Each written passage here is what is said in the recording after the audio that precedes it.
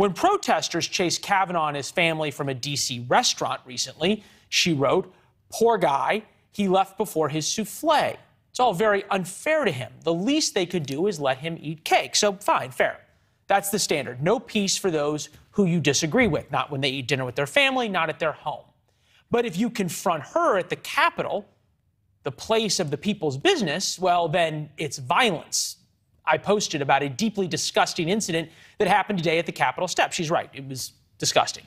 It's just a bummer to work in an institution that openly allowed this. Bummer. Bummer to be in Congress. Bummer that it happened at the Capitol. Bummer the Capitol Police still allow for the free speech that she and other members of Congress say must be allowed to protest members of the Supreme Court. All good questions. Our protests, well, our protests at Amy Coney Barrett's house, the most important thing in America tonight? No. After all, the president is in the Middle East and there are major food shortages coming. So these pictures are not the most important thing. But the problem that they represent is the most important thing in America. If incivility, harassment, and hypocrisy are just another day in American politics, then solving the big problems like our economy, gas prices, inflation, well, solving it becomes impossible. That should scare all of us.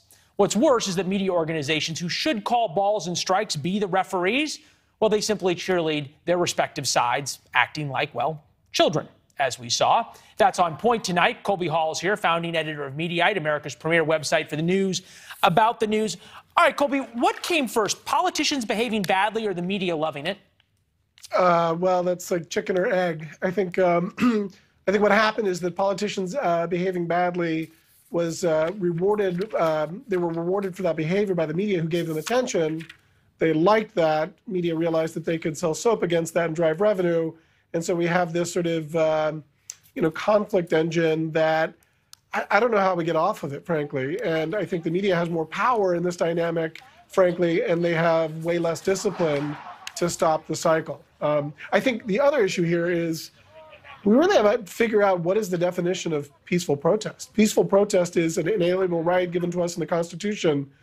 But now that we're talking, talking about if women give birth to babies is transphobic and is hate language and is going to lead to deaths, if that's really where we are, then we need to redefine exactly what language means and what is protesting and what is civility in today's day and age.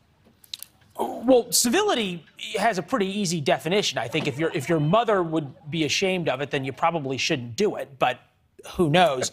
At least that's my definition. Your mother. Yeah, if I can't defend it to mom, then there you go. But shut down right. D.C., which is one of these groups advertised. D.C. service industry workers, if you see Kavanaugh, Alito, Thomas, Gorsuch, Coney Barrett, Roberts, DM us the details. We'll Venmo you $50 for a confirmed sighting and $200 if they're still there 30 minutes later. I kind of wonder what would happen if people turn this on major media figures. If all of a sudden, pick your MSNBC host was suddenly heckled at dinner by conservatives, if suddenly they would believe as much in free speech?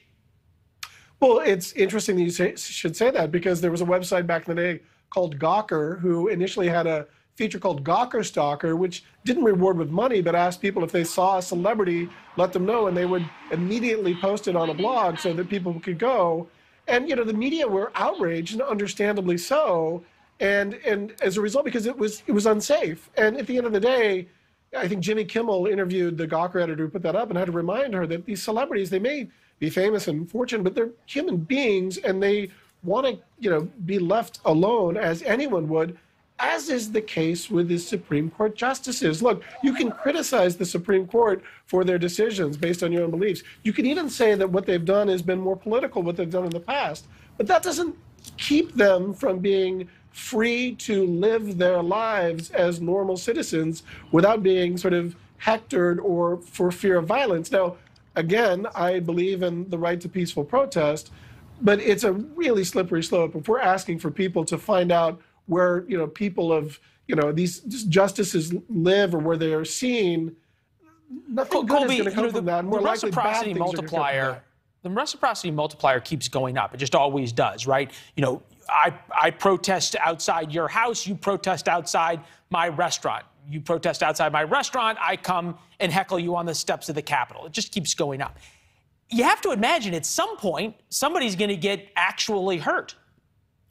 I mean, I'm shocked that we haven't gotten there yet, and I agree that that's true. Now, I will say that there is a difference, a significant difference, and I think it's a bit of a false equivalency to compare the protest outside Kavanaugh's home, which I don't think is a good thing, and that troll who was sexually harassing AOC. Look, you can disagree with her politics, but the juicy booty Latino, that's just gross, right? Like, and there is a difference between those two things. That's gross, and chanting "baby killer" outside of somebody's house is gross, and chanting whatever it is at Brett Kavanaugh or Amy Coney Barrett as their kids are inside is gross. It's all just wrong, as you point out, and then it's all rewarded by members of the media. So there we go. Hey, Colby, it was always good to see you. Thank you.